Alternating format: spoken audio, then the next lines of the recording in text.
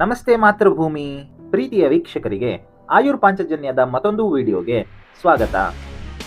Antibiotic resistance ಗಂಭೀರ ಸಮಸ್ಯೆಗೆ ಸಜ್ಜಾಗಬೇಕಿದೆ ಭಾರತ. ಹೌದು ವೀಕ್ಷಕರೇ, ಈ ಸಂದಿಗ್ಧ ಪರಿಸ್ಥಿತಿಯನ್ನು ಅರ್ಥ ಮಾಡಿಕೊಳ್ಳಲು ನೀವು ಮೊದಲು ಈ ಘಟನೆಯನ್ನು ತುಂಬಾ ಜಾಗರೂಕತೆಯಿಂದ ಕೇಳಲೇಬೇಕು. ಆಕಾಶ್ ನನ್ನ ಸ್ನೇಹಿತ. ಚಿಕ್ಕ ವಯಸ್ಸಿನಿಂದಲೂ ಯಾವುದಾದರೊಂದು ಕಾಯಿಲೆಯಿಂದ ಬಳಲುತ್ತಿದ್ದವ. ಅವನ ತಂದೆ ತಾಯಿಗೋ ಒಬ್ಬನೇ ಮಗನಾದುದರಿಂದ ಪಾಲಕರು ಸ್ವಲ್ಪ ಆರೋಗ್ಯದಲ್ಲಿ ಏರುಪೇರಾದರೂ ಮೆಡಿಕಲ್ ಶಾಪಿಗೆ ಹೋಗಿ ಮಾತ್ರೆ ಔಷಧಿಗಳನ್ನು ತೆಗೆದುಕೊಂಡು ಬಂದು ಆತನಿಗೆ ನೀಡುತ್ತಿದ್ದರು. ಒಂದು ವೇಳೆ ಅವು 2 ದಿನದ ಒಳಗೆ ಕೆಲಸ ಮಾಡದೇ ಇದ್ದರೆ ಅದನ್ನ ನಿಲ್ಲಿಸಿ ವೈದ್ಯರ ಬಳಿ ಹೋಗಿ ಮುಂಚೆ ಕೊಟ್ಟ ಮಾತ್ರೆಗಳ ಬಗ್ಗೆ ಹೇಳದೆ ವೈದ್ಯರಿಂದ ಪಡೆದ ಮತ್ತಷ್ಟು ಔಷಧಿಗಳನ್ನು ಚಾಕ್ಲೇಟ್ನಂತೆ ನೀಡುತ್ತಿದ್ದರು. ಹೀಗೆಯೇ ಆಕಾಶ್ ಬೆಳೆದು ದೊಡ್ಡವನಾದ.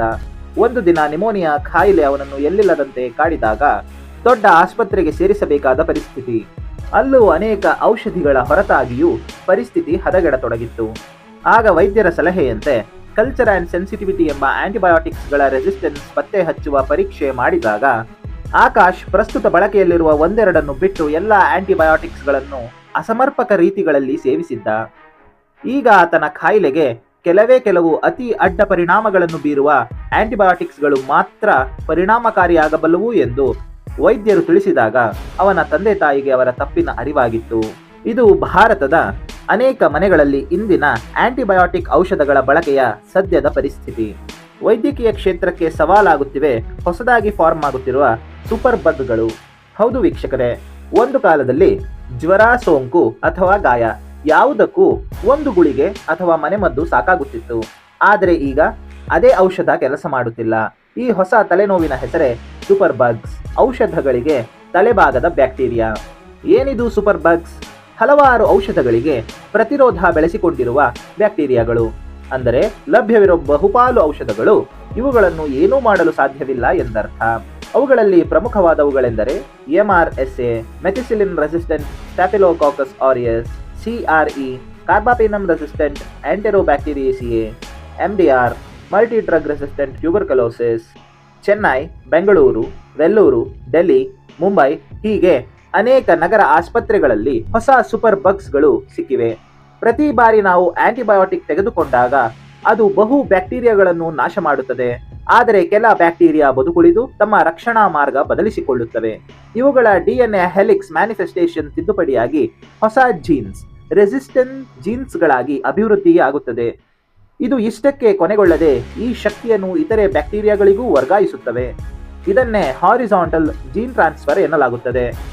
ಹೀಗೆ ಪ್ರತಿರೋಧದ ವೈರಸ್ಗಳಂತೆ ಈ ಶಕ್ತಿ ಹರಡುತ್ತದೆ. ಇಂದು ಈ ಸೂಪರ್ ಬಗ್ಸ್ ಅಲೆಯ ಮೇಲೆ ಅಲೆಯಂತೆ ಅಬ್ಬರಿಸುತ್ತಿರಲು ಕಾರಣಗಳು ಅನೇಕ.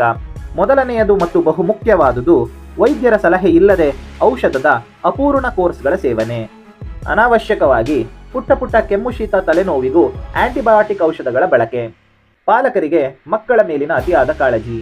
ನಾವು ಬಳಸುವ ಪಶುಗಳಲ್ಲಿ ಮತ್ತು ಆಸ್ಪತ್ರೆಗಳ ತ್ಯಾಜ್ಯಭರಿತ ನೀರಿನ ಕೃಷಿ ಬಳಕೆ, ಇದರ ಉತ್ಪನ್ನಗಳಾದ ತರಕಾರಿ, ಹಣ್ಣು, ಹಾಲು, ಮಾಂಸ ಮುಂತಾದವುಗಳ ಮೂಲಕ ಆಂಟಿಬಯೋಟಿಕ್ ಅಂಶಗಳು ನಮ್ಮ ದೇಹವನ್ನು ಸೇರುವುದು. ಈ ಎಲ್ಲವೂ ಕೆಲ ಪ್ರಮುಖ ಕಾರಣಗಳು. ICMR ವರದಿ ಪ್ರಕಾರ ಕೋಲಿಸ್ಟಿನ್ ಎಂಬ ಕೊನೆಯ ಹಂತದ ಔಷಧಕ್ಕೂ ಪ್ರತಿರೋಧ ಹೆಚ್ಚಾಗಿದೆ. ಅಂದರೆ ವೈದ್ಯಕೀಯ ಕ್ಷೇತ್ರಕ್ಕೆ, ವೈದ್ಯರಿಗೆ ಜನರು ನೀಡುತ್ತಿರುವ ಒತ್ತಡ ಇಲ್ಲಿ ಸ್ಪಷ್ಟವಾಗಿ ಗೋಚರಿಸುತ್ತದೆ. ಕ್ಲಿನಿಕ್ಗಳಿಗೆ ಬಂದು ತೋರಿಸಿ ಹೊರಗೆ ಹೋಗುವಷ್ಟರಲ್ಲಿ ರೋಗ ವಾಸಿಯಾಗಬೇಕು. ಆಗ ಮಾತ್ರ ಆ ವೈದ್ಯನ ಕೈಗುಣ ಚೆನ್ನಾಗಿದೆ ಎಂದು ಹೇಳಿ ಆತನಿಗೆ ಇಂತಹ ಮಾತ್ರೆಗಳನ್ನು ಬರೆಯಲು ಒತ್ತಡ ಹಾಕುವ ನಾವೇ ಇದಕ್ಕೆಲ್ಲ ಕಾರಣರು ಎಂದರೆ ತಪ್ಪಾಗುವುದಿಲ್ಲ. ಹೀಗೆ ಮ್ಯಾಜಿಕ್ ಟ್ರೀಟ್ಮೆಂಟ್ನ ನಿರೀಕ್ಷೆಯಲ್ಲಿರುವ ಭಾರತದ ಇಂದಿನ ನವಪೀಳಿಗೆಗೆ ಇದೇ ಶಾಪವಾಗಿ ಮುಂದಿನ ದಿನ ಕಾಡುತ್ತದೆ ಎಂಬ ಅರಿವೂ ಇಲ್ಲದಿರುವುದು ದುರಂತವೇ ಸರಿ. ಇಂದು ಈ ಪರಿಸ್ಥಿತಿ ನಗರದ ಜನರಿಗಿಂತ ಹಳ್ಳಿಯ ಜನರಲ್ಲೇ ಯಥೇಚ್ಛವಾಗಿದೆ ಎಂಬುದು ಆಘಾತಕಾರಿಯಾಗಿದೆ.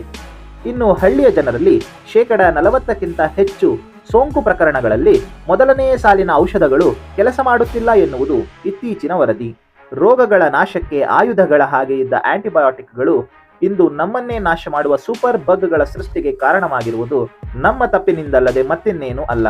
ಇನ್ನು ಮುಂದೆಯಾದರೂ ವೈದ್ಯರ ಸಲಹೆಯಿಂದ ಅವರಿಗೆ ಒತ್ತಡವನ್ನು ಹೇರದೆ ದೇಹದ ರಕ್ಷಣಾ ವ್ಯವಸ್ಥೆಗೂ ಸ್ವಲ್ಪ ಕಾಲಾವಕಾಶವನ್ನು ನೀಡಿ ಇರ್ಯಾಷನಲ್ ಯೂಸ್ ಆಫ್ ಆಂಟಿಬಯೋಟಿಕ್ಸ್ಗಳನ್ನು ಕೊನೆಗೊಳಿಸೋಣ. ಇದಾಗಿತ್ತು ಮಿತ್ರರೇ ಆಂಟಿಬಯೋಟಿಕ್ ರೆಸಿಸ್ಟೆನ್ಸ್ ನ ಕುರಿತಾದ ಮಾಹಿತಿ. ಮುಂದಿನ ಸಂಚಿಕೆಯಲ್ಲಿ ಆಯುರ್ವೇದದ ಮತ್ತಷ್ಟು ಆಸಕ್ತಿಕರ ಸಂಗತಿಗಳನ್ನ ನಿಮ್ಮ ಮುಂದೆ ಪ್ರಸ್ತುತಪಡಿಸಲಿದ್ದೇವೆ. ಅಲ್ಲಿವರೆಗೆ ಧನ್ಯವಾದ. ಜೈ ಹಿಂದ್, ಜೈ ಆಯುರ್ವೇದ, ಜೈ ಕರ್ನಾಟಕ ಮಾತೆ.